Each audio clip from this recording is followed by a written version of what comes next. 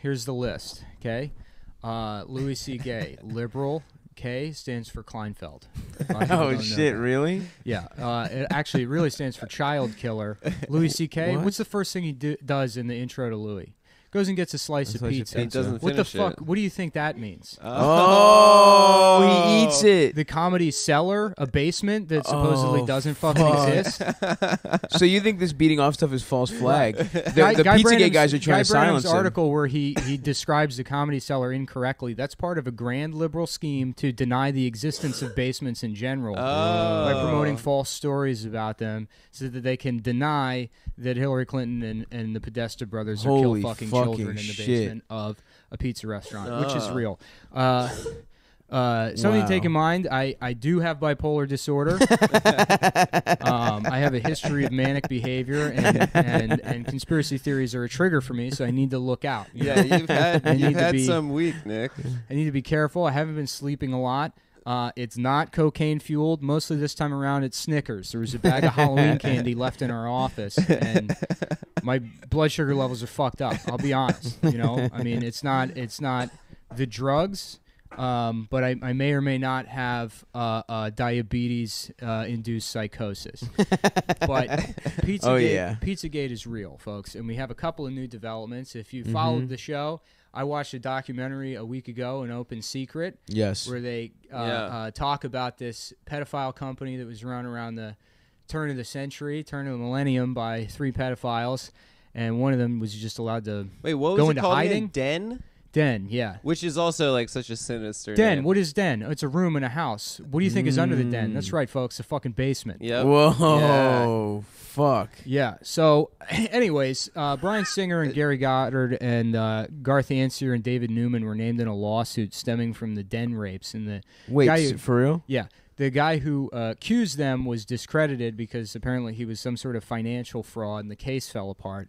And they've been using that as a defense to smear anyone that makes these accusations. Wait, didn't you find a burner account for like Oh, probably? yeah. So Bryan Singer's account disappeared. Is Bryan Singer the guy with the spiky hair? No, he directed X-Men and all that shit. Oh, right. And Usual Suspects. And App Pupil, which there was a lawsuit brought against him when he filmed App Pupil because...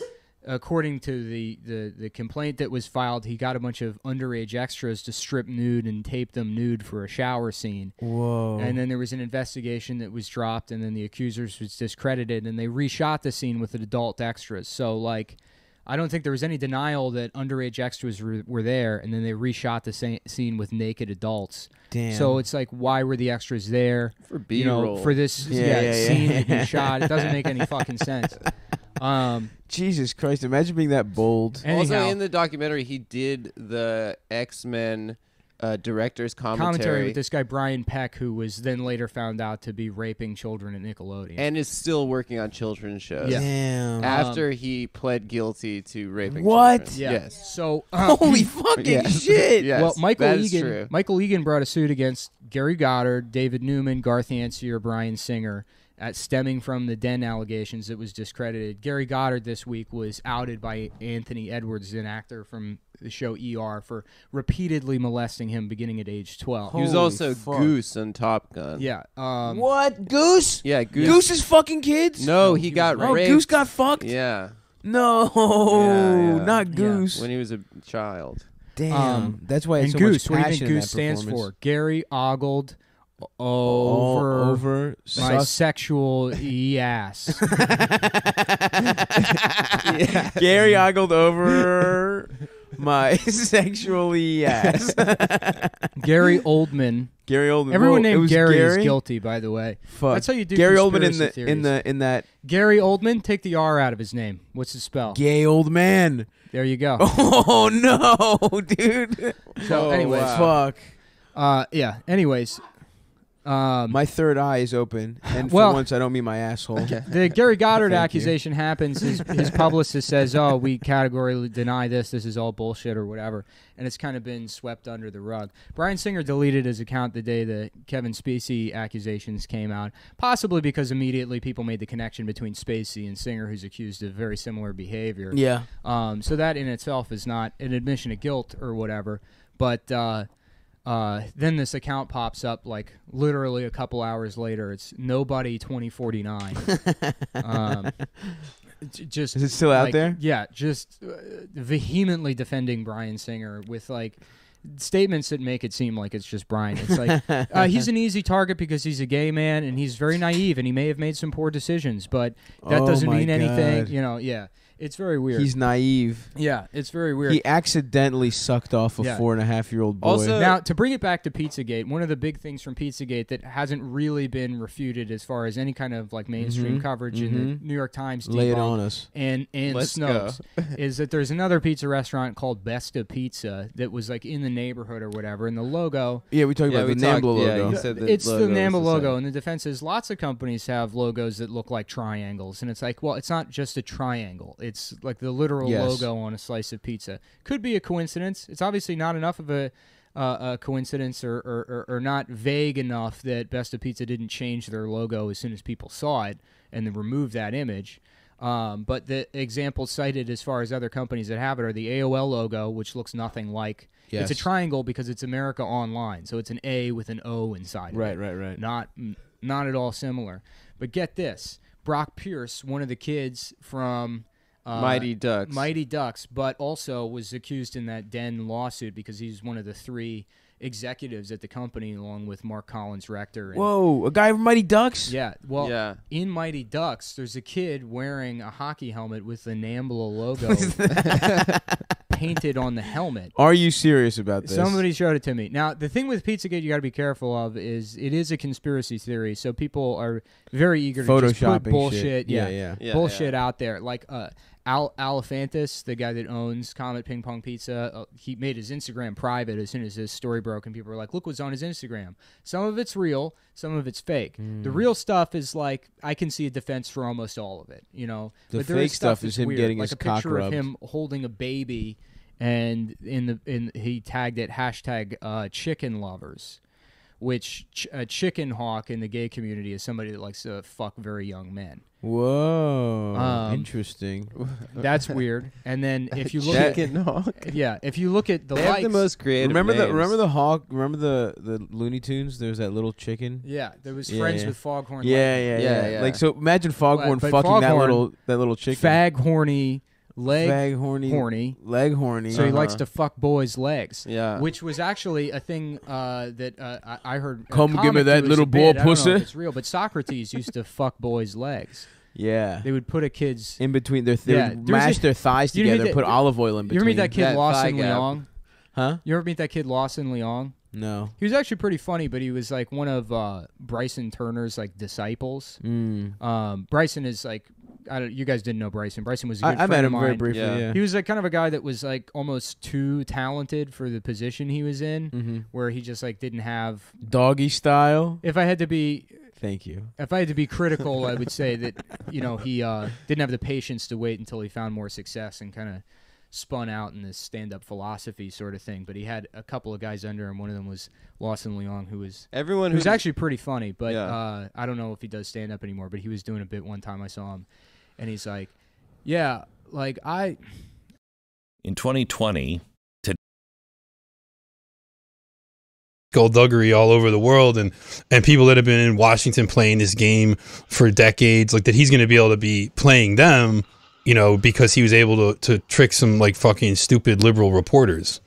So this brings us back to the Kushners that Ryan's going to talk about, which may explain some of the reasons why, quote unquote, ineffectiveness. That either way, with Hillary or Trump, the Zionists were going to get what they wanted. They all go and kiss the ring at AIPAC. You saw that, like as soon as they got nominated, they went and talked to the Israeli lobby, and Trump's no different on that. The only thing he was separating on them with was Syria, and that's because they can't openly come out and say, no, we're supposed to support Al-Qaeda. You know, they can't say that. So the best they could do is say, oh, Assad's a monster, but it's really hard to do that when you've got ISIS chopping off people's heads and posting videos online. And that was probably responsible for Trump's sort of, when he was just a private citizen, his opposition. Like, he also had staked out, like there's something like 37 tweets of his going back to 2013, where he's just like straight up like, get out, don't go into Syria. let Assad kill ISIS. And, he was even saying, like, let Russia and Assad kill ISIS. He was saying that on the campaign trail. So I think he just was being consistent with his layperson's opinion while on the campaign trail. And as it turned out, that was a opinion of the majority of the United States as well. And so people connected with him on that issue. But then he gets in, and it was like a tug of war for Trump. The way I explain it to people is Trump is pro-Israel. Mm-hmm. He's also anti-Al Qaeda because he's pro-Israel I'm getting ready to explain why. But at the end of the day, he's also an asshole Yankee New Yorker that lived through 9/11, and he just wants to kill all these cowheads that blew up the buildings or whatever. And so he's been consistent on that. So in Syria, he sees a situation where it's Al Qaeda, right? Yeah. So why are we aiding Al Qaeda? Shouldn't we? We can't fight a war on two fronts. He said that when he effectively took Jeb Bush and shoved him in a locker. He says, we spent $6 trillion on the Middle East and we got nothing. You get that, you're going to be in the Middle East for another 15 years. You can't fight Assad and ISIS. He's like, you take ISIS out, then you worry about Assad. That was his strategy. That's what he was saying, right? So, and no one could come to him and say, no, see, those are our mercenaries. You can't tell him that Al Qaeda is on our team, right? So what they did is kept rebranding them. They go, like, oh yeah, well ISIS is bad, but Aral al-Sham, we can give them money and guns. And Trump just saw it all as confusing. Jabhat al-Nusra, all these groups. He's like, we're giving money and guns to people and we don't even know who they are. Mm-hmm. So what he did last July is he just cut off all CIA funding to all rebel groups. And when he did that, ISIS lost almost all their territory other than Idlib. And just a cascade of one defeat after another. They lost Deir ez-Zor. Even the Kurdish groups got pushed out of Iraq. They lost everything. They lost Palmyra. They lost everything other than Idlib. And a little pocket east of Damascus, and even that's over with now. And Trump, just a week ago, was saying, we're going to get out of Syria very soon. That's what he said in his speech in Ohio. And then suddenly click, very see-through gas attack propaganda, recycled BS they've used now 5 or 6 times. White helmet propaganda, and helmets. He's back on, and suddenly now we're going to have a coalition airstrike and cruise missile strike on Syria. I'm going to pardon Louis Libby, all on the same day. He went full neocon really quickly, right after announcing that he was going to get out of Syria. So what could be responsible for this total 180s? Not just in rhetoric, but I mean, if you're going to do that, you wouldn't say that in Ohio right before some alleged gas attack. And he had expressed doubt in the past about it. But then you rewind, all right? The first time he struck Syria was after a similar event, right? Yeah. There was a gas attack or something got blown up. One side blamed the government. They had a higher quality film that time, or maybe it was an accident, whatever. But also right before no investigations were done. No. Right before that event in 2017 was when Rex Tillerson had made the announcement, like literally the week before, a few days before, Rex Tillerson had made the announcement, regime change is no longer United States policy in Syria. And then, boom, gas attack, boom, airstrikes. Yeah. Mm-hmm. And so either he's incredibly stupid and fell for the atrocity propaganda of gas attacks, or he sees the full weight of the mass media, not only in the United States, but Britain and everywhere else, saying, well, it's Assad because we accused them of it. So, the hell with evidence and motives. Here's our accusations. And so that's how it's going to be. And they put a lot of pressure on him. But the most pressure came from within his own family. Mm-hmm. And Donald Trump Jr. was tweeting out about this. He was saying Ivanka got in his ear, the one that's married to Jared Kushner. Oh, the children, Daddy, you got to do something. Oh, God. He lobs an ineffective cruise missile strike at the T4 Air Base, saves some face, and they gave him a little breathing room after that. But that wasn't enough. They wanted him back in there. Meets with Putin in July, does all those things I just said. ISIS starts losing because Trump does want to defeat Al Qaeda. But then now we're at a situation where Al Qaeda's been defeated pretty much. Like they've got a little bit of time in Idlib and they'll be out. So without ISIS in the way, now what? Are they going to turn on Assad? We know that's what the Israelis want. And we know that Trump's been cucking for Israel his entire presidency. Yeah. But especially from pressure from Ivanka, her last name is Kushner now, Ivanka Kushner. Mm-hmm. And this family is disgusting. And I promised to talk about Charles before Jared. And this is a very interesting political figure in the New Jersey, New York area. involved with real estate, the mafia, blackmailing, bribing, all that. There should be a movie about this family. Charles Kushner was convicted and imprisoned, right? Mm-hmm. Gets out of jail. He actually recruited inmates out of jail, white-collar criminals, to come work. Jesus Christ. Wow. Wow. Let me tell you some of the things he did and how it goes back to the Israeli state. Do you remember back when Governor McGreevey of New Jersey was busted? He was in trouble for all these scandals, and then he suddenly came out of the closet and said, "I'm a gay American." Yeah, and it's like, "Oh yeah, you're such a hero because you're gay. You're cheating on your wife in her bed with another man." Embarrassment, but yeah, I remember that. Yeah, yeah. My truth is, I remember that. My truth is I'm a gay American or something like that. Yeah, I remember that was the line. I'm my truth. And so all of a sudden, all the crimes he did didn't matter because he came out of the closet. And oh, what a brave man you are. This is something that, what's his face from House of Cards? Kevin Spacey. He did the same thing. He did the McGreevey card. He's like, yeah, I was trying to bang a 14-year-old, but hey, I just announced this that I'm a homosexual, and so everybody should clap and applaud and forget what I was doing. He says, I choose to live my life as a gay. I choose to live my life as a gay man now. I think that's what he said.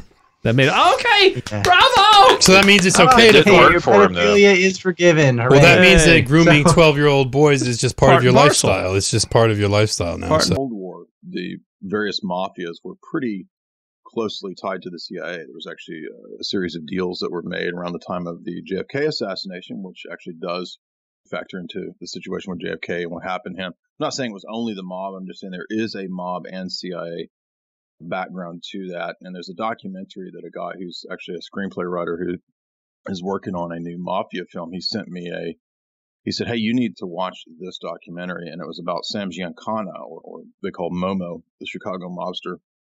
And it's just a mainline documentary on him, if you can find that Momo documentary. But it actually has a lot of connections that are made between the mafia and the JFK situation. And so you're absolutely right to talk about the approval of the intelligence agencies, but the intelligence agencies are locked at the hip, not just to Hollywood, but also to the mafia.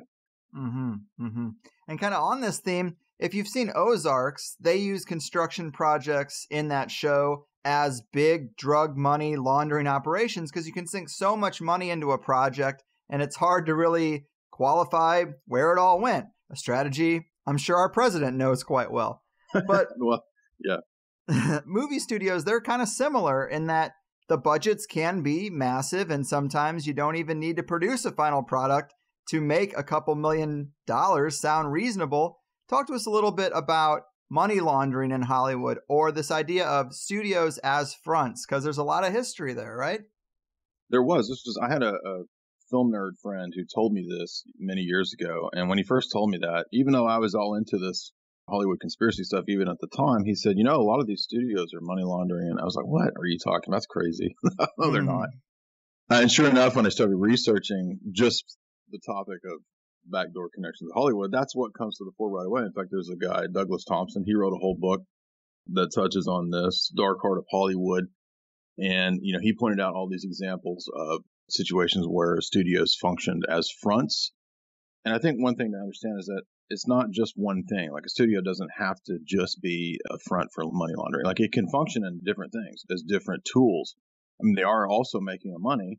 It can be a way to stash money to avoid taxes. It can be a way to funnel operations. And it could even be a cover for a black op. In other words, a movie studio or movie crew could actually go and do something that is working for an ulterior purpose. And everybody knows this now. If you saw Argo, right now, that was the whole plot of Argo, was that this goofy sci-fi movie that was fake was an intelligence front. And that's all very real. But we've had many cases of people who've been convicted. Christopher Aberts was convicted of using his studio and screenwriting and all that as a front for money laundering.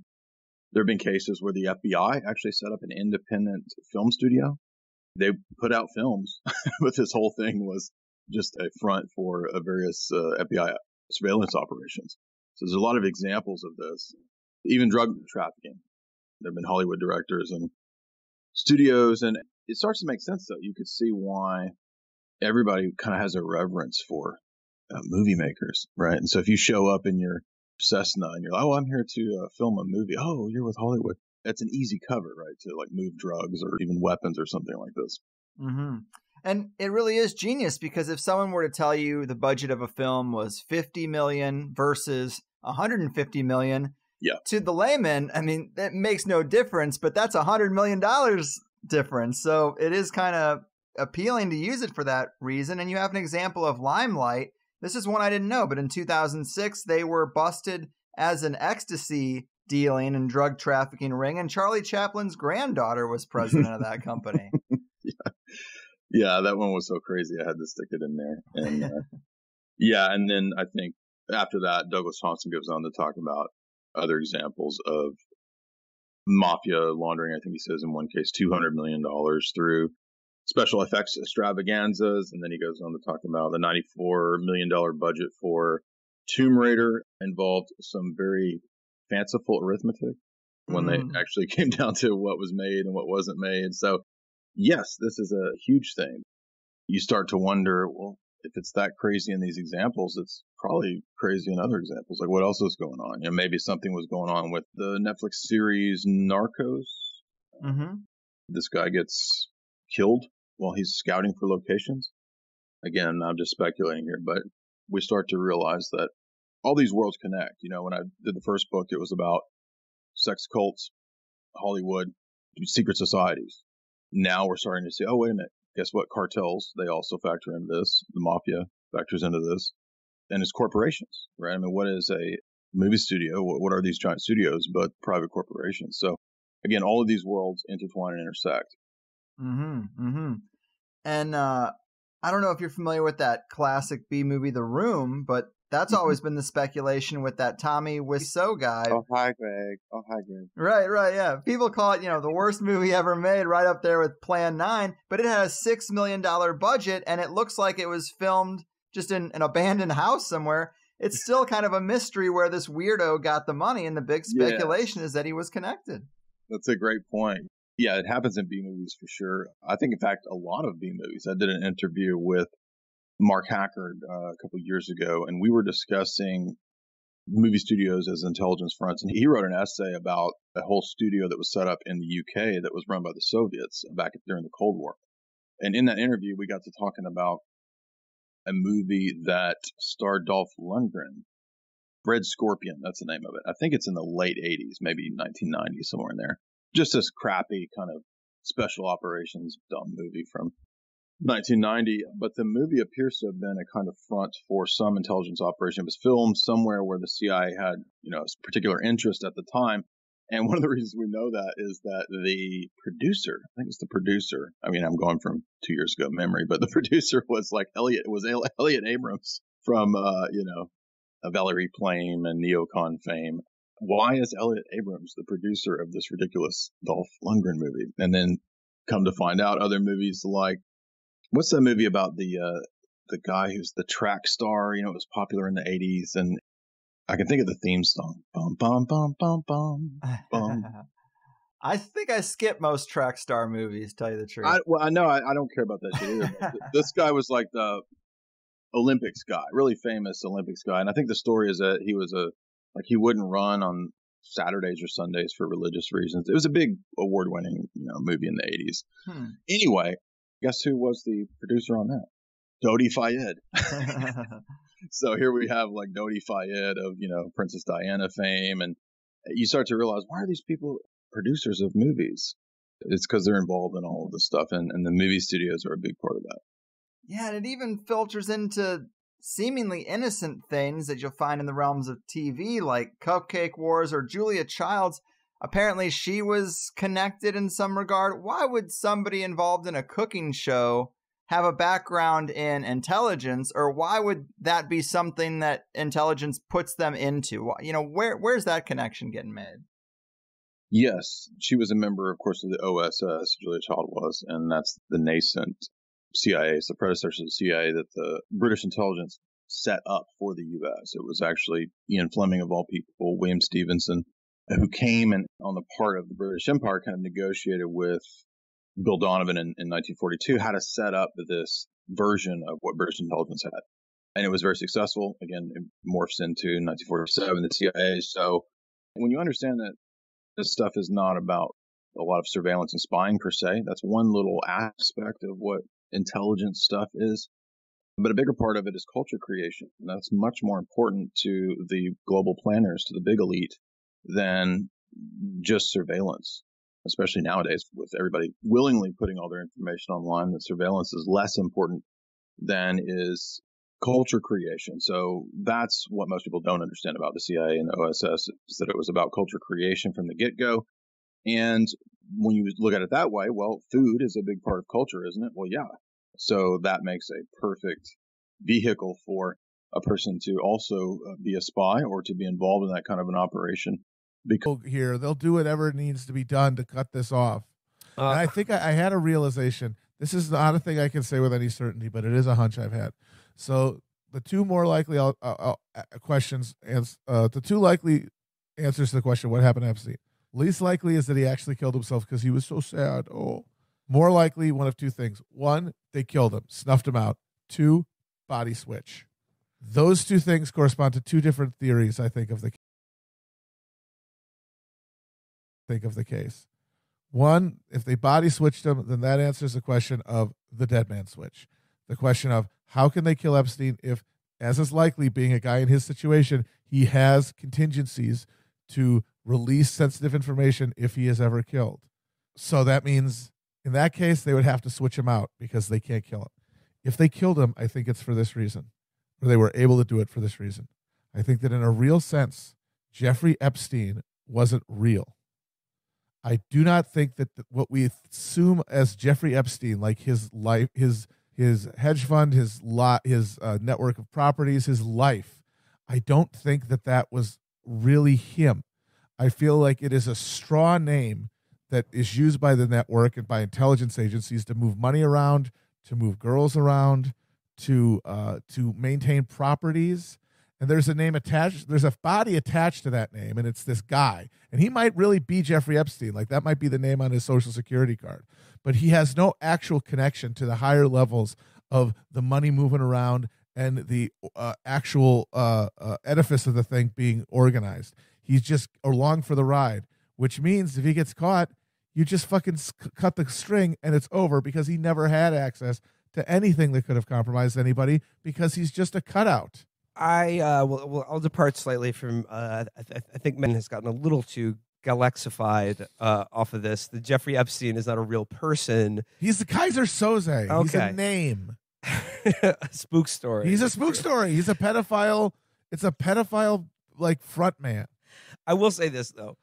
The thing that leads me to believe that almost anything is possible other than the official story of him killing himself in federal custody, like as this trial was beginning to bring to light all sorts of incredibly damning things about, let's be honest, the most powerful people in the world. Yep. The reason I think it is almost impossible that he killed himself is that immediately after the story happened, I saw takes from numerous journalists all saying some variation of, I don't know. I mean, it's odd, but I don't think we need to be all conspiratorial about this. People kill themselves in prisons all the time. It's one of the leading causes of death in prison. And as Matt Brady quite correctly pointed out, that's assuming that all of those, at least a good percentage of those, aren't also shoddy murder cover-ups. Of course. Tons of jail suicides are actually murders. And even the ones that are suicides are jail suicides, like some fucking county jail with minimal security. He's in a fucking federal secure housing unit 2 weeks after having already tried to kill himself. He had no fucking roommate. They'd taken the roommate out of his room right before it happened. This is not a normal situation. It just does not make sense. It does not add up. It does not add up, sir. I mean, like I said, I expect we will do a deeper dive back when we're at Sicko Hunter World Headquarters to try to just suss out, try to make some sense of this. I mean, it still remains fascinating, but I think what remains to be seen is, will this work? And then everyone will just forget about it and move on, or will anyone in the government pick up any kind of further investigation into what's going on here? And the human trafficking network that has been the outlines of which are strongly intimated by this case. I gotta say, like in my dark moments, I feel like that the whole Epstein affair. If you think of him as just like a name for this network, a label for the trafficking area, the trafficking nexus. If his name getting arrested, this guy going to jail, that is a glitch in the code, basically, of the algorithm of world government, right? Like the thing that keeps money and influence and power circulating across the globe. That is, at this point, basically a computerized system. And he is one element of it. And they fucked something up in the code. They messed up. Somebody got sloppy. And this is the code rewriting itself and eliminating the glitch. And we're just going to forget about it. It's going to be something that is just a mere tickle in the back of our head. That was weird that time that happened, right? The guy who was friends with the two presidents and had a trafficking ring just killed himself in federal custody. That was weird. And then we just forget about it. What I also think was funny is that Donald Trump did retweet something from like some comedian who's a fan of his. Yeah, who did a about, like, video the where he was Clinton like, family. come on, like you're telling me that like, this guy had the dirt on the Clintons and like he just killed himself in jail, blah, blah, blah. And Trump was retweeting essentially endorsing the idea that, the Clinton, death list, which, by the way, might be real. I think it speaks for itself. But what I find hilarious about that is Trump is like, this doesn't add up. Wait, it doesn't make sense. It's fishy. Something's going on here. Something's rotten. And it's just like, if he were just still Donald Trump, that would be funny and understandable. But it's like, you're the president. You're the fucking president. You're telling me you couldn't keep this guy alive in federal custody? He thinks his presidency is watching himself be president on television. He has no actual control over anything that's happening. All he could do is tweet, wow, that's crazy. Fucked up. Fucked up if true. All right. Well, I don't want to go on too long about this. Like I said, I'm sure your brains are humming at a similar frequency, but we'll be back. And like I said, I'd like to talk to Brace and Liz again. Yeah, I just want to run one idea by them, and that is that this entire thing it's either what I said earlier, a glitch in the code that needed to be fixed, debugged, or an intentional Freemasonic ritual called the making manifest of that which is hidden, in which the occult powers reveal themselves to the masses as a ritualized coming out, a revelation, an apocalypse to bring in the new dawning era. Free Epstein's bodyguard. Oh, shit. Oh, I saw that. Yeah. What did he say? And I will always love you. Damn, my man's talking on the record? Yeah. I would be scared if I was him. Igor Zinoviev. I was sex trafficked from Russia. Me and my sister were shipped to Ocean City. Yeah. To Doughboys Pizza. This interview's, I don't know why they published it. This is just some Russian guy. And so these are the questions. By this time, you had stopped competing as an MMA fighter? Not really, actually. You were still competing? Yes, maybe I stopped already. Yeah. Within Virgin Islands in Palm Beach, I started working in Palm Beach. I would see him only when, where the fuck is it? And when he has to go to big jail, actually. That is verbatim. Did he say big? Yeah. Wait, what you just said is what is written. Verbatim what is written in the New York Magazine. Yes, maybe I stopped already. Yeah, he was in the Virgin Islands in Palm Beach. It was, I started working in Palm Beach. I would see him only when, what the fuck is it? When he has to go to big jail, actually. All right. That's when he was at Palm Beach the first time. I started before working with him in New York and Virgin Islands. You were in New York also? Yeah. You drove him in all three places. In New York, I didn't drive him. In New York, yeah, driver, whatever his name was, he was like old family. I just trained with him in New York and traveled with him. And I just drove him here in Palm Beach because other place he had different driver. They're just personnel, you just drive him. Somebody drive him in New Mexico. Somebody drive him in Virgin Islands, actually. I just drove him here in Palm Beach. You went with him to all the other properties? Did you go with him to New Mexico also? Yeah. You worked with him and traveled with him 24/7, so that means you were on his plane, correct? Yeah. You lived in his guest house? Yeah. You lived alone in the guest house? Of course. In Palm Beach, when we stay at Palm Beach, we have a guest house, and there's a property manager lived there. He was working there before me. It was a Polish guy. He is a Polish guy. Did he have bodyguard abilities like you? No. You were introduced to Epstein by a middleman, so how was it when you first met him? Pretty good. I never heard anything from him, let's say, was improper, rude, or something. He's always polite. Always nice person, basically, always smiling. Always smiling. Yeah. Is he just got his dick sucked by a 12-year-old? He was always in a great mood. Yeah. This is ridiculous. What did you teach him? Basic workout, lift weights, and a little practice some self-defense? Like boxing, kicking?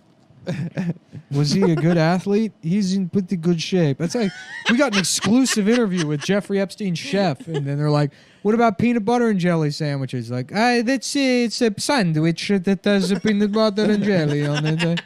And Jeffrey liked to eat these. So yes, he would have sometimes for lunch maybe, but not dinner so much. You have different meals. You see, it's a breakfast is eggs, and lunch time usually a sandwich, and then dinner it's like a spaghetti meatball or maybe a piece of grilled fish. They're like, wow, earth-shattering interview with a man who made lunch.